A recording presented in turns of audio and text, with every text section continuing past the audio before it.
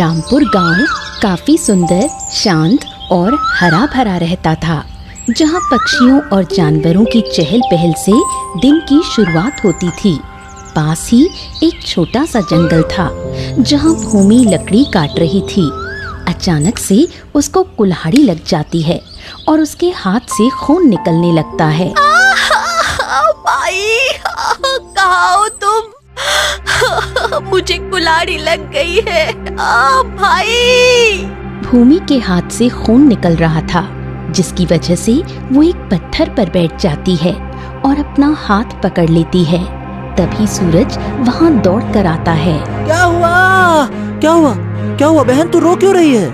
भाई, ये लकड़ी काटते वक्त मुझे चोट लग गई। सूरज जल्दी से अपनी जेब से रुमाल निकालता है और भूमि के हाथ में जल्दी ही बांधने लगता है।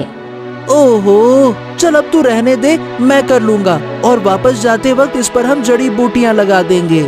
भाई! भाई, मुझे बहुत दर्द हो रहा है। पता नहीं हमारे जीवन पर किसकी नजर लग गई है। ये फालतू की बातें मत कर, अब रो मत बहन, हम कर लेंगे, सब ठीक हो जाएगा। हमें ऐसे ही जीवन जीना सीखना होगा, है ना? दोनों खड़े होते हैं। सूरज भूमि को सहारा देता है और दोनों जंगल में अपनी झोपड़ी की ओर जाने लगते हैं। मम्मी पापा के जाने के बाद हमारा जीवन तो बिल्कुल ही धूल हो गया भाई। हाँ बहन, मुझे भी बहुत दुख होता है, पर क्या करें, गांव से भी हमें निकाल दिया गया।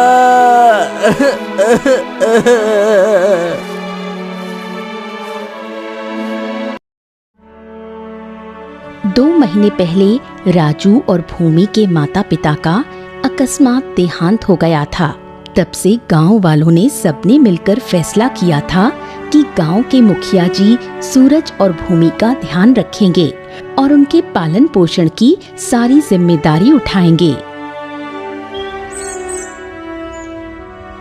अरे भैया, बलसी राम जी ने सूरज और भूमि का जिम्मा अपने ऊपर ले लिया, नहीं तो सोचो बेचारे भला इतनी छोटी उम्र में कहाँ जाते। हाँ भाई, वही तो, हम गांव वाले कब तक उनको संभालते।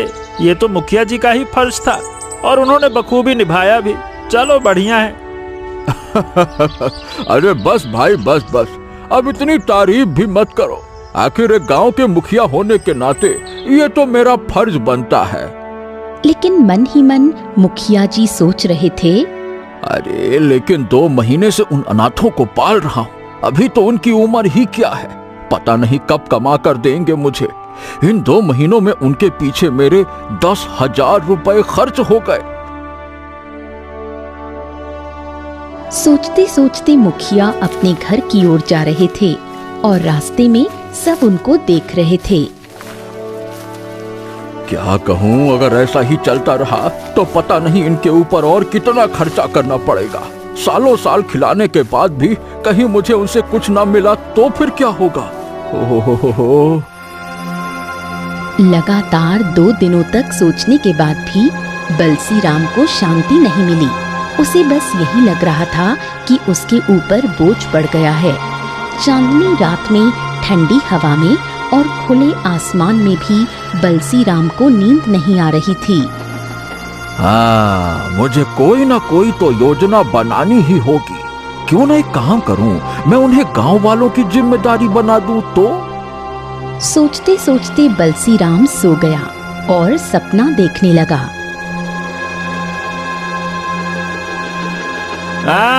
क्या हो गया मुखिया जी? ये अनाज किराने के पैसे कब देंगे?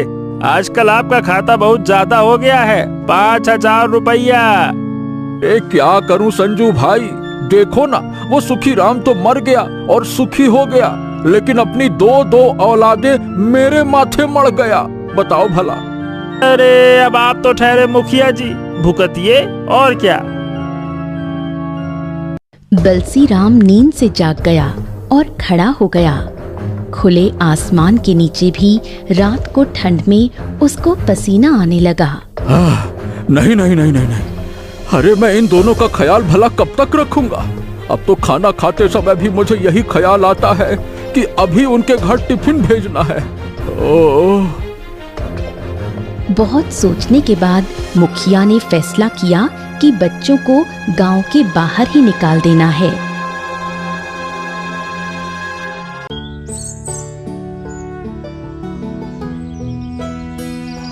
इस गांव में बहुत ही जल्द बुरा समय आने वाला है। ये बताओ कि गांव में कोई अनाथ तो नहीं है ना, जो 20 साल से कम उम्र का हो? क्या कहा महाराज जी? 20 साल से कम आयु का अनाथ? अरे 2 हैं तो साधु महाराज, लेकिन हुआ क्या? जल्द ही गांव के लिए बुरे संकेत मिल रहे हैं। ये गांव श्रापित हो चुका है। यहाँ पर मेरी साधना से मुझे दिखा है कि जिनके माँ बाप मर गए हैं वो बच्चे इस गांव के लिए श्राप हैं। अगर वो 6 महीने से अधिक यहाँ पे रहे तो गांव में 5 सालों तक अकाल पड़ेगा। क्या कहा? अकाल? साधु महाराज की ऐसी बातें सुनकर सब आपस में बातें करने लगे। 5 सालों तक अकाल पड़ेगा? मतलब कि बारिश की एक बूंद भी नहीं बरसेगी? बिल्कुल, और इस श्राप से मुक्त होने का एकमात्र उपाय है, गांव के सभी अनाथों को गांव छोड़ना होगा। अरे भैया, गांव में तो सिर्फ 2 ही ठो अनाथ हैं, सूरज और भूमि। हाँ तो भैया हम गांव में सूखा ना पड़ने देंगे। हाँ। अरे रुको रुको, लेकिन साधु महाराज, इन बच्चों का भविष्य? उनके भविष्य की चिंता करोगे तो बलसी राम जी, आपके गांव का कोई भविष्य नहीं रहेगा। मैं तो आज जा रहा हूँ, जो सच था बताना जरूरी था, बता दिया। ओम नमः शिवाय, नमः शिवाय। साधु के जाने के बाद गांव वालों ने सबने मिलकर रात के समय ही सूरज और भूमि को गांव से निकाल दिया।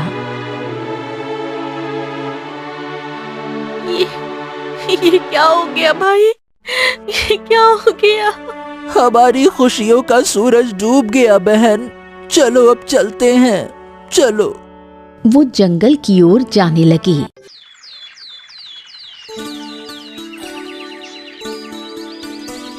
सूरज और भूमि ने जंगल में अपना जीवन शुरू किया। भूमि नदी के पास कपड़े धो रही थी और सूरज काफी दिनों से झोपड़ी बना रहा था।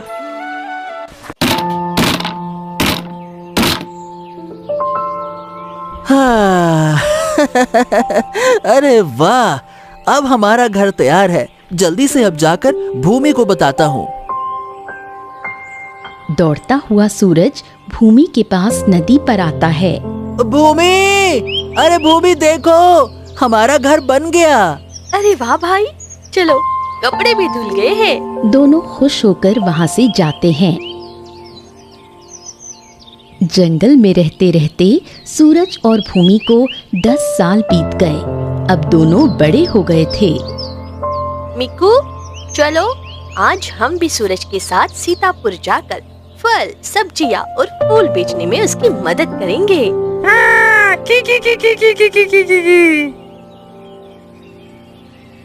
मिक्कू और भूमि खेल रहे थे, तभी सूरज आता है। अरे बहन, जरा मदद तो करो इसे उतारने में। भूमि सूरज के पीछे से टोकरी उतारती है और सूरज थोड़ी देर के लिए वहाँ पर खटिया पर आंगन में आराम करने बैठ जाता है। भाई, तुम कितने दिनों से सीतापुर गांव जाते हो? अकेले ही सब काम करते हो। आज मैं भी आऊंगी तुम्हारे साथ। लेकिन बहन, चलते चलते थक जाओगी और मिक्कू अकेला रहेगा, उसका क्या? मिक्कू उछल कूद करता हुआ सूरज के ऊपर चढ़ जाता है। भाई, ये भी साथ चलने वाला है। हाँ। क्या? लेकिन इसे देखकर गांव वाले कहेंगे बंदर भी फूल बेचता है। थोड़ी देर ऐसे ही बातें करने के बाद सब झोपड़ी के अंदर जाते हैं। भूमि ने रोटी, सब्जी और सैलेड वाली 2 थालियां तैयार की और मिक्कू को केले और अंगूर दिए। सब खाने लगे। तुम्हें और कुछ खाने का मन नहीं करता मिक्कू? भाई कितनी सारी चीजें लाता है, बेर, चीकू, सीताफल, नाशपाती, कद्दू, टमाटर, लेकिन तुम्हें सिर्फ केले और अंगूर ही भाते हैं। अरे बहन, अब जो उसे खाना हो खाने को दे दो। बेचारा कितना छोटा था जब उसकी माँ मर गई थी और दूसरे जीव उसे कितना परेशान कर रहे थे। सच कहते हो भाई, ये भी हमारी तरह अनाथ हो गया था और उसके आसपास वाले उसे तकलीफ देने लग गए थे। माँ बाप के जाने के बाद ना किसी का भरोसा नहीं कर सकते। बच्चों की हालत जहन्नुम हो जाती है। हम तो फिर भी बोल सकते हैं, ये तो बोल भी नहीं सकता कि उसे क्या खाना है। बहन, तुमने कभी सीतापुर नहीं देखा ना? देखते भी कैसे, तुम कभी ले ही नहीं गए। वो लोग सीतापुर पहुंच जाते हैं। ये आ गए केले, चीकू, अंगूर और ये बेर। ये टमाटर, गाजर, हरी मिर्ची, कद्दू और आलू ले लो। चलो चलो चलो, आज तो काफी मीठे फल और ताजी हरी सब्जियां आई हैं।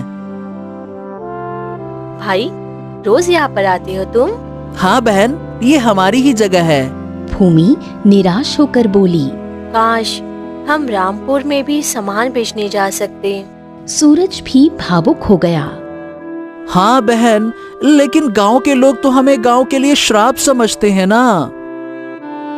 इसी बीच सीतापुर गांव के मुखिया भंवर सिंह आते हैं और बोलते हैं, अरे भाई, आज तो बता ही दो कि ये इतने मीठे, रसीले और ताजे फल और अच्छी अच्छी हरी सब्जियां और ये रंग बिरंगे फूल, ये तुम रोजाना लाते कहाँ से हो? आइए मुखिया जी, क्या लेंगे आप आज? अरे भाई, मैं तो जो लेना है वो बाद में लूंगा, लेकिन पहले ये बताओ कि इतने दिनों से तुम बता नहीं रहे। इतने मीठे और मधुर फल और ये फूल सब कहाँ लाते कहाँ से हो? कहाँ उगाते हो, बताओ। अरे मुखिया जी, इन्हें तो मैं जंगल में दर दर भटक कर अच्छे अच्छे पेड़ों से केवल गांव के लोगों के लिए लाता हूँ। सूरज की बातें सुनकर मुखिया खुश हो गए। वाह वाह वाह, क्या बात है लड़के, इतनी मेहनत। क्या करूं मुखिया जी, न हमारा घर है न हमारे पास खेत है, तो जंगली पेड़ पौधे ही तो हमारा सहारा है ना। अब ऐसा सुनकर भंवर सिंह थोड़े अचंभे में आ गए। क्या मतलब, घर नहीं है? हम दोनों भाई बहन अनाथ ही मुखिया जी। हम 10 साल से जंगल में रह रहे हैं। क्या मतलब, कहाँ से आते हो तुम सूरज? मुखिया जी, हमारी झोपड़ी जंगल के अंदर है और हम सीतापुर से हैं। ओ, तो जंगल में क्यों रहते हो भाई, गांव में क्यों नहीं? दोनों भाई बहन दुखी हो गए और भावुक होकर एक दूसरे को देखने लगे। उसी वक्त एक आदमी आता है कुछ लेने। क्या हुआ बच्चों, सब ठीक तो है ना? अरे अरे हाँ हाँ मुखिया जी, मैं वो आप सबको अभी अभी नहीं बता पाऊंगा। ग्राहक को देखकर भंवर सिंह समझ गए, भूमि उसके लिए चीजें तोल रही थी। ठीक है ठीक है ठीक है, चलो बेटा, मैं अभी चलता।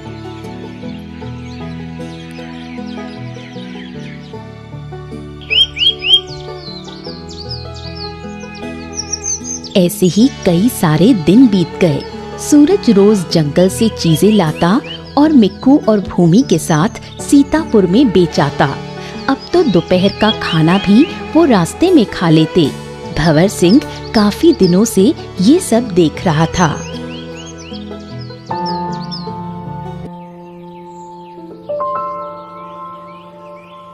भाई, आज तो अच्छी बिक्री नहीं हुई। कोई बात नहीं बहन, कभी कभी ऐसा भी होता है, कोई बात नहीं। अचानक से मिक्कू दौड़कर नदी के पास जाता है और पानी पीने लगता है। इतने सालों से हमारे साथ है, लेकिन अभी भी हरकतें बिल्कुल बंदरों जैसी ही है। हमारा लंगूर भागा खाकर अंगूर। उसी वक्त वहाँ भंवर सिंह आता है। अरे भाई, अभी बता दो कि क्या हुआ तुम दोनों भाई बहन को अनाथ होकर ये जंगल में क्यों रहते हो? अब आज तो बता ही दो, मुझे चैन नहीं आ रहा तुम्हारी कहानी जाने बिना। बताओ। दोनों भाई बहन फिर से भावुक हो गए। फिर सूरज और भूमि ने भंवर सिंह को सब बताया और उनकी बातें सुनकर भंवर सिंह की आंखों में आंसू आ गए। क्या कहा? तुम दोनों सूरज और भूमि हो? उसे याद आ गया कि एक बार सालों पहले उसके दोस्त रामपुर गांव के मुखिया बलसी राम ने उसे बताया था अरे कि क्या बताऊं भाई, पिछले कुछ महीनों से एक बला गले पड़ गई थी। क्या कहा? एक बला? कौन सी बला? अरे दरअसल एक नहीं 2 बला थी। बड़ी ही मुश्किल से पीछा छुड़वाया, बहुत दिमाग लगाना पड़ा। भंवर सिंह और बलसी राम दोनों बचपन से ही दोस्त थे और दोनों ही अपने गांव के मुखिया थे। बलसी राम ने भंवर सिंह को सब कुछ बता दिया। कहाँ खो गए मुखिया जी? आपकी आंखें नम क्यों हो गईं? ये तो बहुत सालों पहले की बात है। हाँ,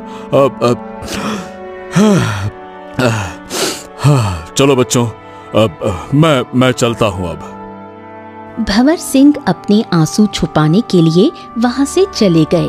सूरज और भूमि भी अपनी झोपड़ी में आ गए। रात के वक्त अचानक से तेज बारिश शुरू हो गई। भाई, अब तो बारिश का मौसम आ गया है। शाम से बारिश हो रही है। क्या कल हम सीतापुर जा पाएंगे? नहीं नहीं बहन, पानी होगा रास्ते में और सब्जियां, फूल और फल भी खराब हो जाएंगे। अब कुछ दिन हम नहीं जा पाएंगे। 5 दिन बीत गए थे और बारिश रुकने का नाम ही नहीं ले रही थी।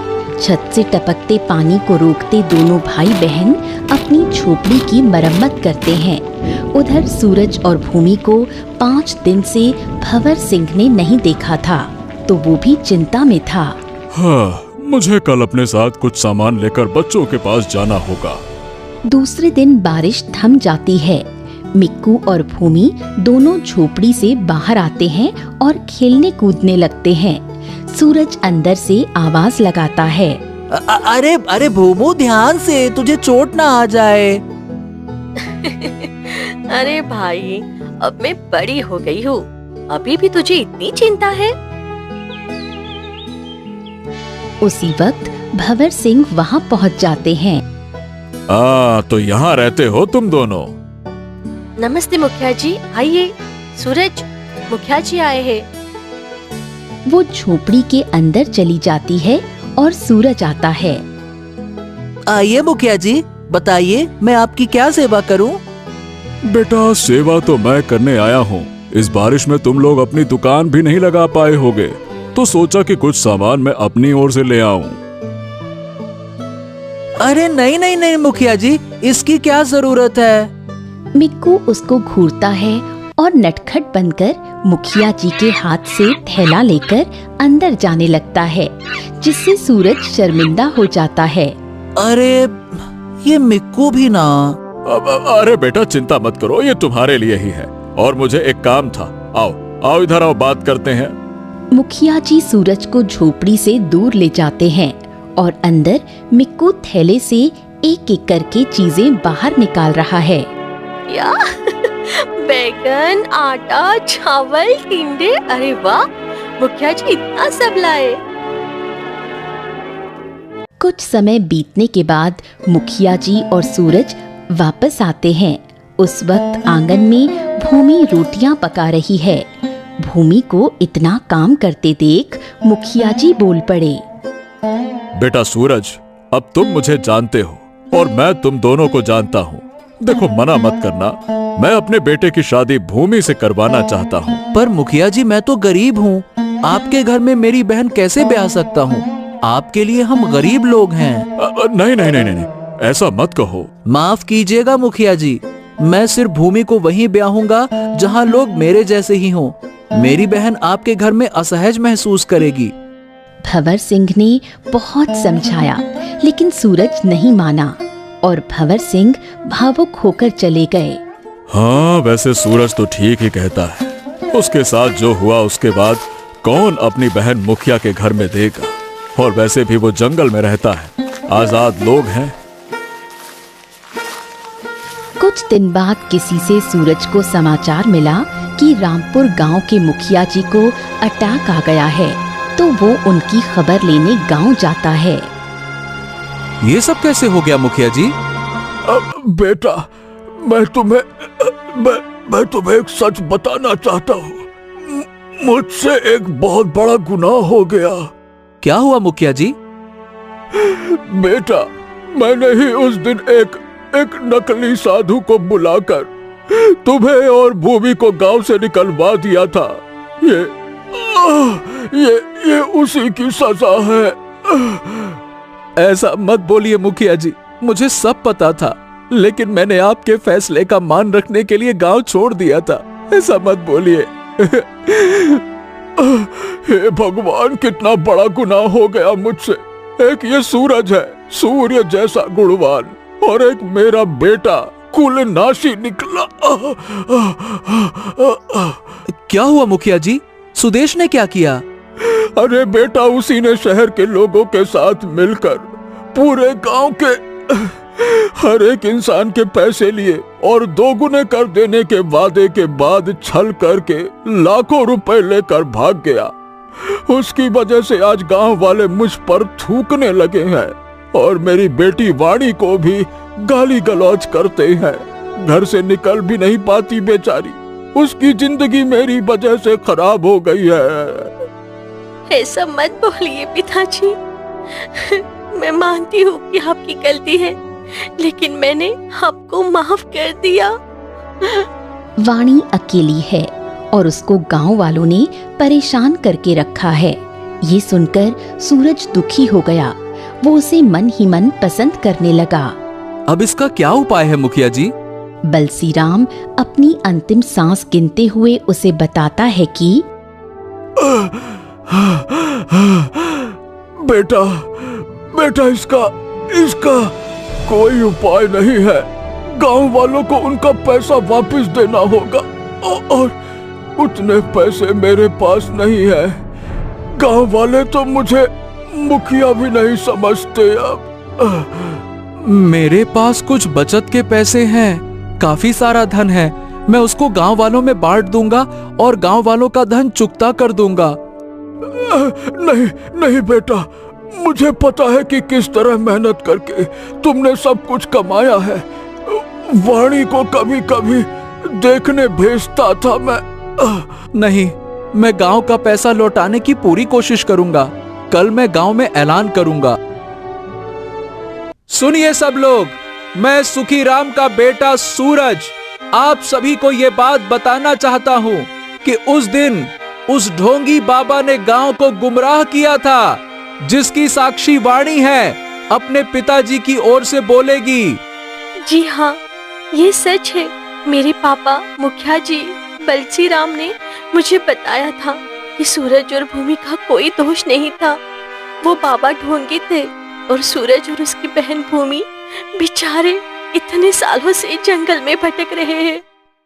और आज ये मैं ऐलान करता हूँ कि आज से कोई भूमि को परेशान नहीं करेगा और मैं आप सभी का पैसा चुकता कर दूंगा। अभी जितना धन है उसे मैं आप में बांट देता हूँ, बाद में कुछ ही समय में सब दे दूंगा। आपका आधा पैसा आज ही मिल जाएगा आपको। उसकी बात सुनकर हाँ, पूरा गांव इन दोनों भाई बहन का गुनहगार है। बताइए भला, हमने इतना बड़ा पाप कर दिया और ये हमारे गांव के लिए इतना कुछ कर रहे हैं। सूरज ने भूमि और वाणी के साथ मिलकर सबको उनका आधा धन दे दिया। वाणी सुनो, अब से इस घर की जिम्मेदारी मेरी। आखिर मुझे भी मुखिया जी की सेवा करने का मौका मिले। वो सामान देकर चला जाता है। बलसीराम की आंखों में पानी है। हे भगवान, मुझे तो नर्क में भी जगह नहीं मिलेगी। मेरी औलाद नालायक निकली और जिसके साथ अन्याय किया वही आज मेरा पालनहार बन बैठा। पिताजी, सूरज ने तो गांव वालों को भी मुझे सच नहीं बताने दिया। उसने कहा कह दो साधु ढोंगी थे, लेकिन आप पर कोई उंगली ना उठाए।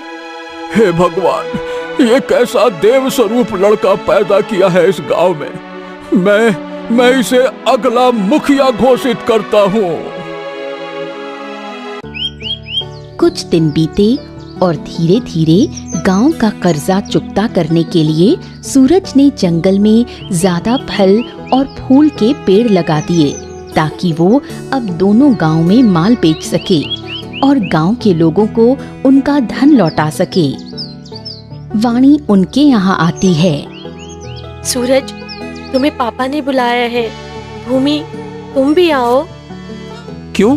अचानक से मुखिया जी ने क्यों याद किया? सब ठीक तो है ना? हाँ हाँ, ठीक है। बलसीराम वाणी का हाथ पकड़कर सूरज के हाथ में देता है। अरे अरे, आप ये क्या कर रहे हैं मुखिया जी? पिताजी, आप मेरा मन जानते हैं। बेटा, सूरज से अच्छा लड़का तुम्हें इस जीवन में तो नहीं मिलेगा। मैं जानता हूँ कि जब भी तुम जंगल से लौटती थी, सूरज को देखकर एक अलग ही खुशी होती थी तुम्हारे चेहरे पर, और अब तो सूरज गांव का मसीहा बन चुका है। मुखिया जी, आप मुझे शर्मिंदा कर रहे हैं। बेटा, मैं तुम्हें गांव का नया मुखिया घोषित कर चुका हूँ, और वाणी को कहकर ये सब मैंने गांव में भी बता दिया है, और मैं अपनी बेटी तुम्हें सौंपता हूँ। इसका ध्यान रखना। इतना कहकर बलसीराम गुजर जाते हैं। वाणी उनको पकड़कर रोने लगती है। भूमि, सूरज और मिक्कू भी रोने लगते हैं। पिताजी, नहीं नहीं पिताजी।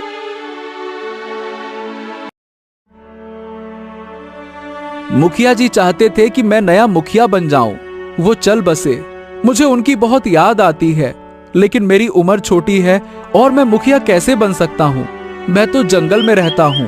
अरे धात पगला, तुम तो गांव का हीरो बन चुके हो। अब हमें शर्मिंदा मत करो। हमें मुखिया जी के निर्णय पर पूरा विश्वास है। तुमने तो इतनी छोटी उम्र में हमारे ऊपर आई विपदा को सुलझा दिया। हमारे मुखिया तो तुम ही हो। हाँ बेटा, और एक दूसरी बात, हमें आधा धन मिल चुका है। अब हम तुमसे आधा नहीं लेना चाहते। तुम हमारे गांव का विकास करने में सहयोग कर देना। तो ठीक है, मैं आप सभी की इच्छा का मान रखता हूँ। फिर वाणी की मदद से भूमि ने गांव में अपने घर में सामान लगा दिया। उस वक्त सूरज भंवर सिंह को मिलने गया था। भाई, सच में किस्मत हो तो तुम्हारे जैसी।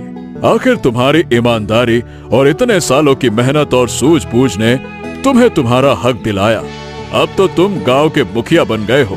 क्या अब भूमि मेरे घर में बहू बन सकती है? हाँ हाँ मुखिया जी, मैं इसीलिए आपके पास आया था। भुवन और भूमि दोनों की जोड़ी खूब जमेगी। सूरज और वाणी की शादी हो गई थी और दूसरे ही दिन भुवन और भूमि की शादी थी। उन दोनों ने भी एक दूसरे को वरमाला पहना दी और उनकी शादी भी हो गई।